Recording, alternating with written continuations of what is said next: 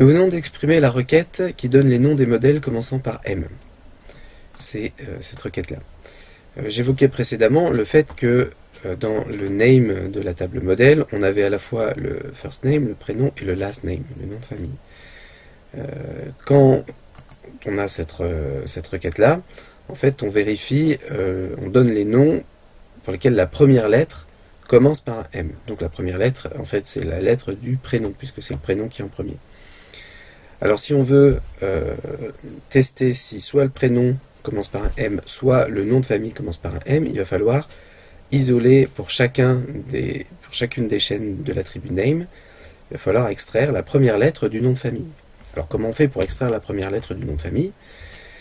Eh bien, il faut un critère qui nous dise où est cette première lettre déjà. Donc en fait, quand on regarde le nom là qui nous est renvoyé, et on va faire l'hypothèse que c'est le cas pour tous les noms de famille, bien on voit que dans l'attribut name, chaque chaîne de caractères, c'est une chaîne pour le prénom, un espace suivi de une chaîne pour le nom de famille. Donc on va localiser le numéro du caractère espace, et on va prendre le caractère suivant. Donc pour ceci, il va falloir extraire le numéro du caractère espace en premier. Alors pour ce faire, on va voir le cours, et là évidemment ça va être dans la liste de toutes les fonctions, donc on clique sur fonction. On va chercher les fonctions chaîne de caractères, voilà, et puis surtout la liste des fonctions de chaîne de caractères, et dans cette liste, si vous regardez bien, hop, on revient, voilà, et dans cette liste, on a une fonction locate, qui est celle-ci, la version avec 2 paramètres, qui va nous permettre d'extraire le numéro du caractère espace dans la chaîne name.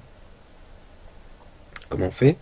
Le premier paramètre, eh bien, c'est le texte à extraire, et le deuxième paramètre, c'est le texte à partir duquel on veut extraire le numéro du premier texte, le début du premier texte. Donc là, ça va être facile. On va faire un locate de espace, virgule, et puis après le name, comme ceci, et ça doit nous donner le numéro du caractère espace dans le name. Alors pour faire un test, pour voir si on a bien compris, on va tester, on va faire une requête select toute bête, qui va nous servir juste à tester la fonction. Ce qui veut dire que on ne va pas mettre de table, ni d'attribut, ni rien du tout, on va par exemple lui passer l'exemple du résultat de la dernière requête, donc minor white. Et ça, normalement, cette requête-là, select avec locate espace dans minor white, ça doit nous donner le numéro du caractère espace dans la chaîne minor white. Donc exécutons cette chaîne-là, simplement. Voilà. Donc la locate minor white, ça nous donne 6. Et 6, c'est bien le numéro du caractère espace, puisque si on part de 1, 2, 3, 4, 5, 6. Donc c'est bien, on a bien compris comment fonctionnait la fonction locate, justement. Donc si on met name à la place, eh bien ça va nous renvoyer pour chacune des valeurs de l'attribut name le numéro de l'espace dans la chaîne de caractères correspondante. Une fois qu'on a le numéro du caractère espace, eh bien il suffit d'ajouter 1 pour avoir le numéro du caractère suivant.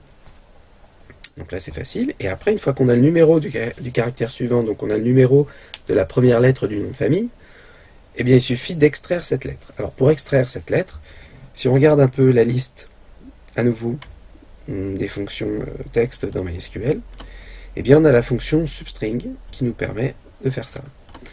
Alors il y a plusieurs formes, la forme qu'on va utiliser c'est celle-ci avec 3 paramètres. Donc d'abord on met le premier paramètre qui est la chaîne dans laquelle on va chercher l'info. Ici, nous, ça va être l'attribut name, enfin toutes les chaînes de l'attribut name. Après on met le mot-clé from. Là, on met le numéro du caractère de début à partir duquel on veut faire l'extraction de la sous-chaîne dans le name. Et puis for, là, on va mettre le nombre de caractères que l'on veut extraire. Donc, pour nous, ça sera donc une expression substring. On veut extraire une sous-chaîne des chaînes qui sont dans name. À partir de quel numéro de caractère? Eh bien, à partir de celui qu'on vient de trouver précédemment. Et pour combien de caractères? Pour un caractère seulement. Et comme on a là un caractère, en tout cas qu'on veut comparer ce caractère avec un caractère bien défini qui est M, alors on n'est pas obligé d'utiliser le caractère %, donc on peut utiliser le caractère égal du coup, et donc on va écrire ça comme ceci. Et ça va être une condition en plus qu'on va rajouter à notre requête. Alors comme on a plusieurs conditions, on va les mettre proprement les unes en dessous des autres. Voilà, on les entoure de parenthèses, et on peut faire ça. On peut même rajouter une condition avec un M minuscule, si par hasard le nom de famille n'a pas été mis en majuscule, mais en minuscule. Et là, voilà. Et bien maintenant on teste. Donc c'est bon, ça nous renvoie vert, donc la requête s'est bien passée. Et on voit que d'ailleurs, on a toujours minor white, puisqu'on a rajouté une condition, mais c'est une condition avec un OU, donc tout ce qu'il y avait avant c'est toujours bon. Mais en plus, on a trouvé Robert Moses, dont le nom de famille commence par un M. Voilà comment, très simplement, on va pouvoir utiliser des fonctions textuelles dans une requête, en les imbriquant les unes dans les autres pour avoir un peu plus de résultats, pour coller vraiment au mieux à ce que l'on cherche à faire.